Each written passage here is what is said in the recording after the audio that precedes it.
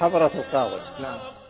أنا عندما أتكلم ترى أنا أخوك بمعنى أخو العراق، أخو الأمة.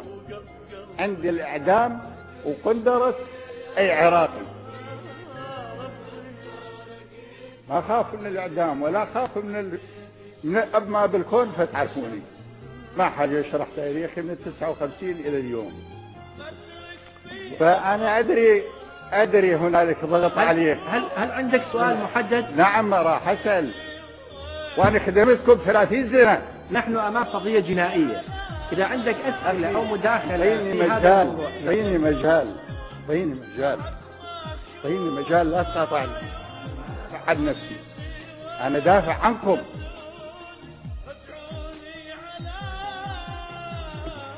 يسمح له يدخل فايلات، لكن صدام حسين يكتب الشيء اللي يريد يتذكره حتى يوصلوا للقضاء عليه. سيادة القاضي يريدكم رماح وسيوف بوجه الأعداء، وأنا فيها هنا لا أدافع عن صدام حسين. سبق أن قلت أن نفس صدام حسين أكبر من أن يدافع عنها حتى صدام حسين. حتى لو كان أحد منكم لا يصلي، في دستور الدولة، سواء الدستور اللي وقعه صدام حسين ومؤمن به أو الدستور المخترع اللي ملاه المستشار الأمريكي على العراقيين، الإسلام دين الدولة. فأنبه مرتين على وقت الصلاة، لكن تهمل. لا، لم تهمل، لكن الشاهد كيف ما تهمل؟ لا يمكن مقاطعة. كيف يؤجل رب العالمين، يؤجل حق رب العالمين ويسمع لإفادة. يتحدثون عن الغرف التي ليس فيها شبابيك.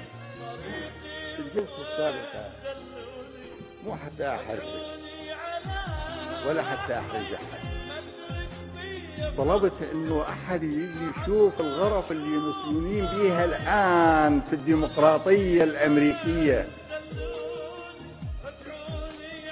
كل اذى اصيب به عراقي انا قلبي يوجعني مثل ما يوجعه، مو خوفا لا منه ولا من اي بشر، انا بس من الله خاف، وانما هذا هو شعوري. فاي شيء اذى حصل على السادة اللي يتحدثوا هو خطأ، واللي قام به طبقا للقانون لازم ياخذ حقه. لكن هذا حصل في دولة من بلدان العالم الثالث كما تقول أمريكا، وقبل 25 سنة. لكن ما الذي يحصل الآن؟ الآن هل أحد ابتداء من صدام حسين إلى كل الحضور لم يضرب وليس فيه علامات للضرب حتى يومنا هذا من واجب المحكمة تتأكد منه حضرة القاضي، سواء الآن أو فيما بعد. هو سأل هل تعرضت إلى الضرب؟ أنت إذا عندك شيء من هذا القبيل اكتبها وقدمها للرئاسة. لا من فضلك، الوقت هذا من فضلك، أنا مو طالب مدرسة عندك، يعني لا تخليني أحكي بطريقة ما أريدها لي ولا لك ولا لأي واحد. قاطعني واستمر بالكلام ما سكته، لكن هو سأل سؤال جوابي نعم ضرب، وفي كل مكان من جسمي وآثارها موجودة حتى يومنا هذا، إنه نعم ضربنا ومن قبل الأمريكان وعذبنا. هذا الرجل يقوم يقضى بالحيط حتى ما يقع، لأنه بخامس البنادق على رقبته إلى أن سقطوه. ذاك سقطوه، هاي برزان سقطوه، يعني منه انه ابو ناديه الا طلعوا عظام رجليه. لم أمارس المحاماة. أنا تعرفوني أحط النقاط على الحروف في السياسة وفي غير السياسة. ولذلك الصهيونية والأمريكان المسؤولين يكرهون صدام حسين، ويكذب البيت الأبيض مرة أخرى، وهو كذاب رقم 1 بالعالم، مكشوف، لأنه قال في العراق كيمياوي وعلاقة مع الإرهاب، ثم صرح لاحقا أنه لم نعثر على شيء من هذا في العراق. فأريد أقول أيضا صرح قال أنه اللي قاله صدام حسين مو صحيح. طيب أنا ثبتت هذه الإصابات اللي أصابتني أمام 3 مجموعات طبية أمريكية على التعاقب، طعن برئيسكم ل35 عام. فإذا معناه أن العراقيين قبلوا شخص كذاب، والعراقيين ما يقبلون بالكذاب، ولذلك يرفضون الكذابين الآن.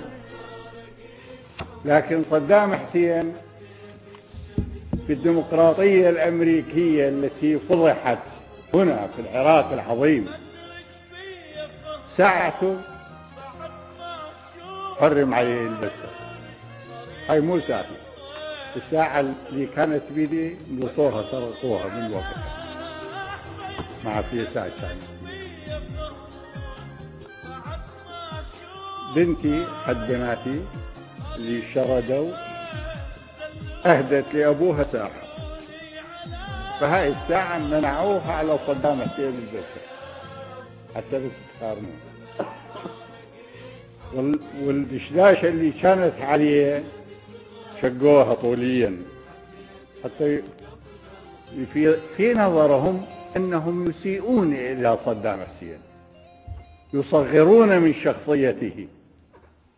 شخصية صدام حسين ليس باللبس، هذا عار عليهم. أما صدام حسين فهذا يكبروا ما يصغروا، فقط حتى يسمع المتهم، مع أنه مشتكي هو العفو المشتكي، ايه هي ترهم المشتكي والشاهد يسمع ليعمل مقارنة، مع أني أنا لم أقتل بوش. سيادة القاضي، سيادة القاضي، هناك اكو فلسفة الذي يضحكون ويشتمون. على حال سيدي بردان، خلى القرود يضحكون. الأسد ما يهمه إذا قرد فوق شجرة يتبسم عليه. تمام. فاهدأ، خلى يا أخوك ما يدير بال شغل هذه الفقاعات.